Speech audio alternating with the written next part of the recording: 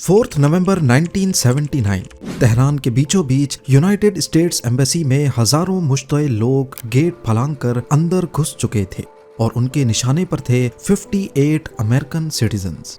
Embassy की security ने हथियार डाल दिए और चंद घंटों में 52 अमेरिकन डिप्लोमेट्स और वर्कर्स ईरान के प्रोटेस्टर्स के कब्जे में आ गए। उनकी अमेरिकन गवर्नमेंट से सिर्फ एक डिमांड थी, शाह ऑफ ईरान को वापस भेजो वरना अपने लोगों का मरा हुआ चेहरा देखो। इसी हंगामे के बीच 6 अमेरिकन डिप्लोमेट्स एम्बेसी के सीक्रेट दरवाजे से भागने में कामयाब हो गए।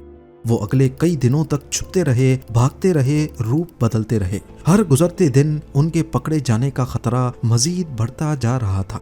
उनको ईरान से जिंदा बाहर निकालना किसी मिशन इम्पॉसिबल से कम नहीं था, लेकिन यही मिशन सौंपा गया अमेरिका की सेंट्रल इन्वेस्टिगेशन एजेंसी CIA को।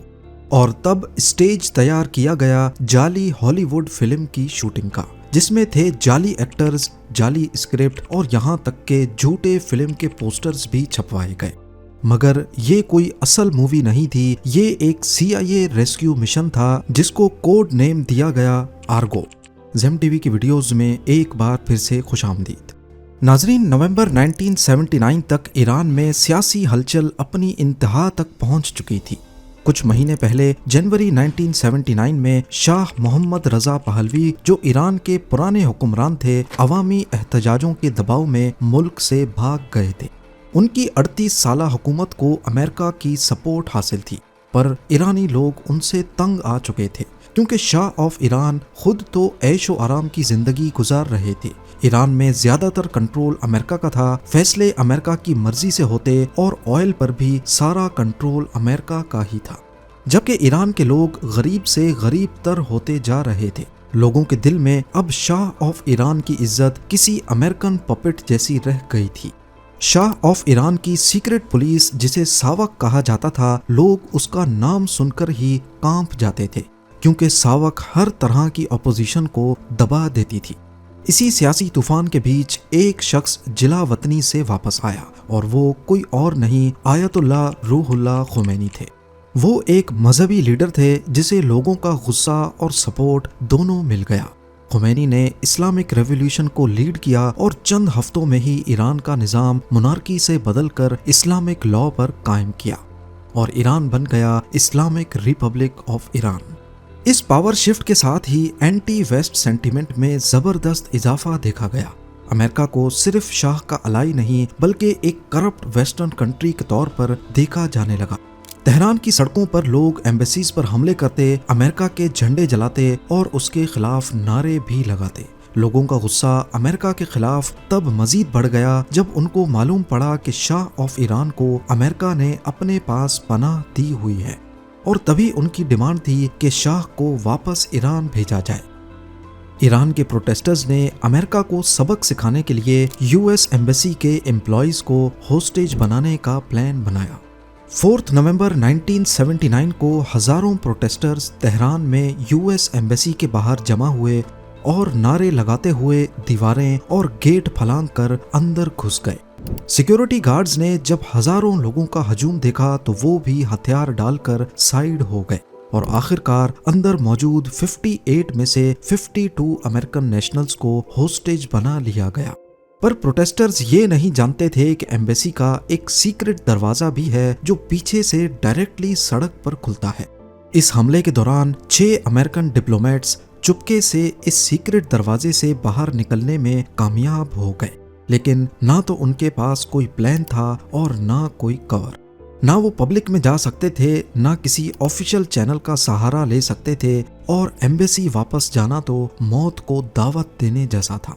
तेहरान उस वक्त फॉरेनर्स के लिए एक कैद खाना बन चुका था।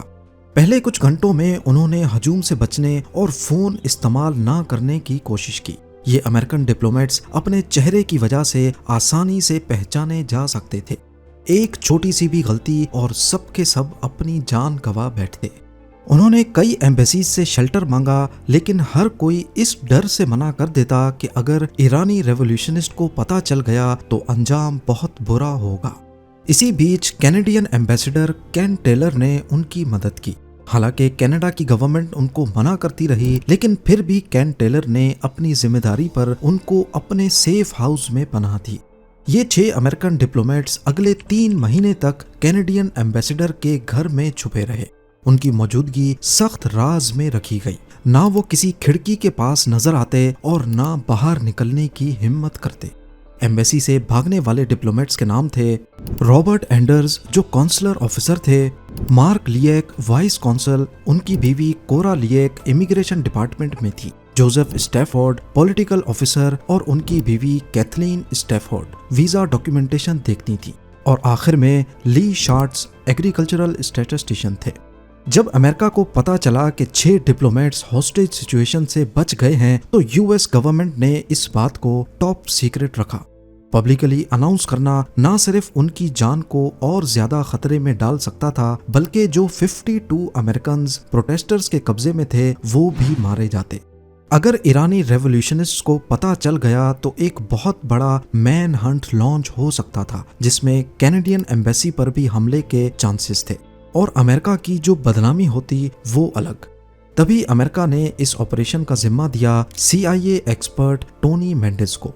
CIA ने पहले कई प्लान्स बनाए, जिसमें UN ट्रक्स के जरिए डिप्लोमेट्स को निकालने का, लोकल ईरानी के बेस में भागने का और किसी और एम्बेसी के रूट से निकलने का प्लान शामिल था। लेकिन हर ऑप्शन बहुत ज्यादा रिस्की था। अमेरिकन गवर्नमेंट के पास कोई ऐसा प्लान नहीं था जो 100% सेफ हो। लेकिन टोनी मेंडिस ने एक ऐसा आइडिया दिया जिसका किसी ने तसव्वुर भी नहीं किया था, और ये प्लान टेक्निकली मुमकिन भी लग रहा था। उन्होंने प्रपोज किया कि एक जाली साइंस फिक्शन फिल्म बनाने का ड्रामा रचाया जाए। ये फिल्म क्रू ऑफिशियल टूर पर ईरान आएगा, जैसा कि वो फिल्म के लिए शूटिंग लोकेशंस ढूंढने आए हों।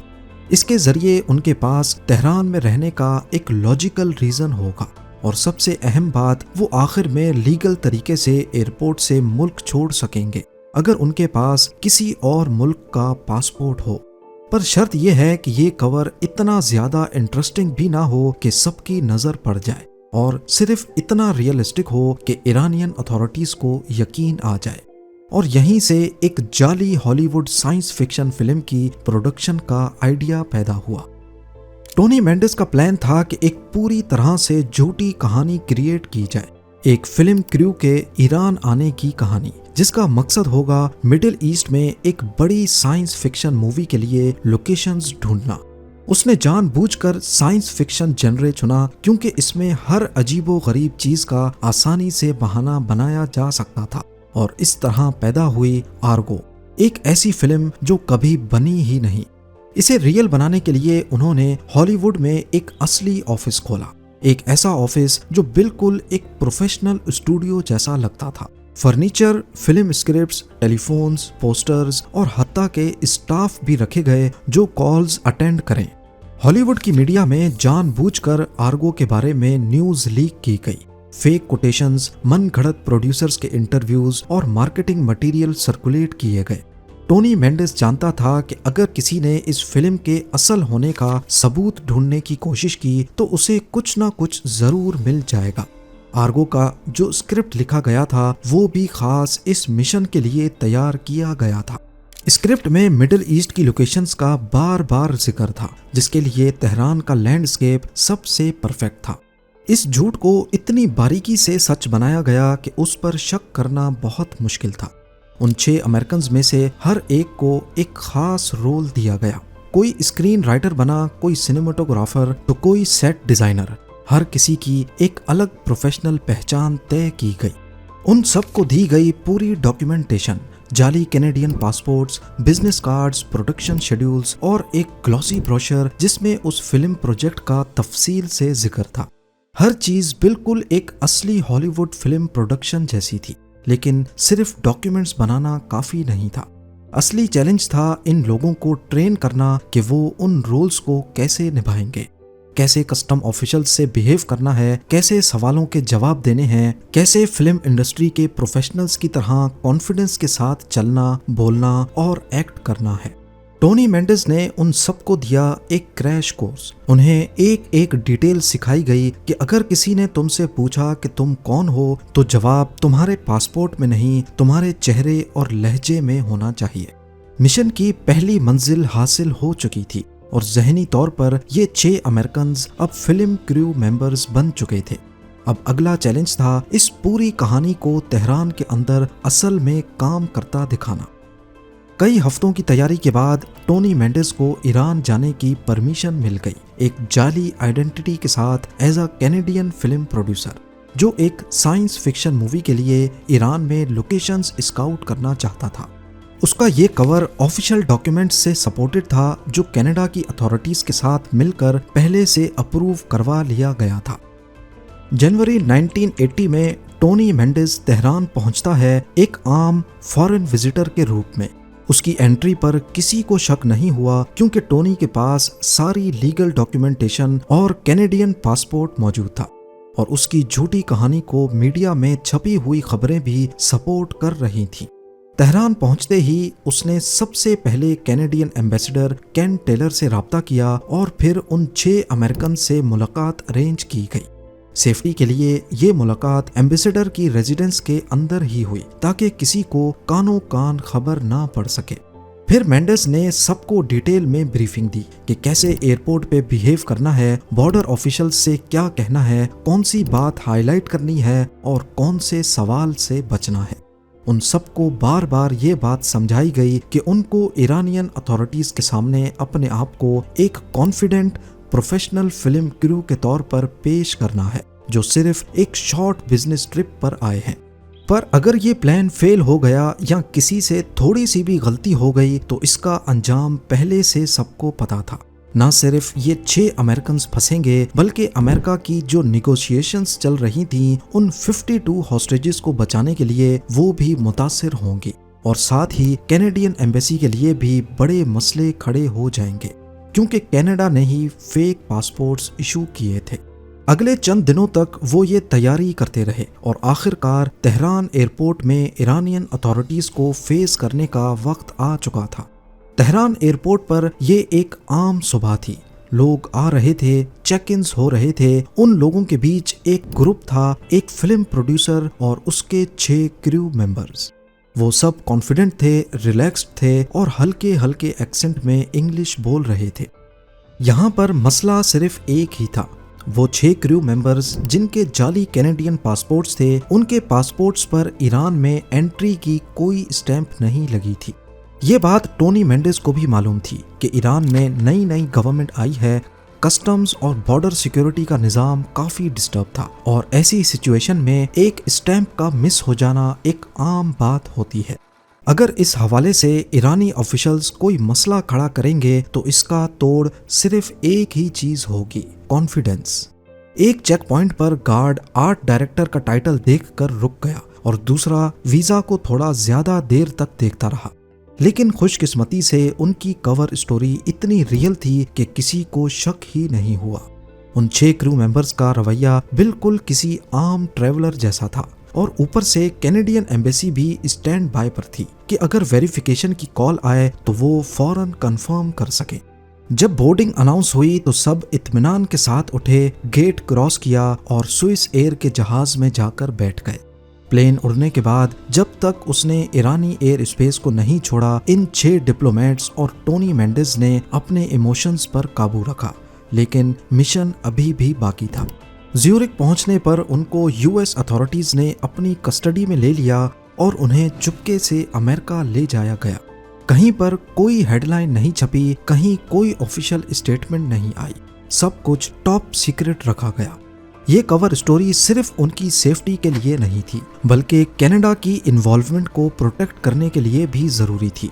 ये कहानी अगले 17 सालों तक राज में ही रही और फिर 1997 में यानी 17 सालों के बाद CIA ने फाइनली डॉक्यूमेंट्स डीक्लासिफाई किए। टोनी मेंडेस ने खुद पूरी कहानी सुनाई कि कैसे एक फेक फिल्म, एक जाली स्टूडियो और एक इम्पॉसिबल मिशन ने 6 जिंदगियां बचाई। बाकी जो 52 अमेरिकन होस्टेजेस थे उन्हें 444 डेज तक यरगमाल रखने के बाद फाइनली 20 जनवरी 1981 को रोनाल्ड रीगन के यूएस प्रेसिडेंट बनते ही रिहा कर दिया गया।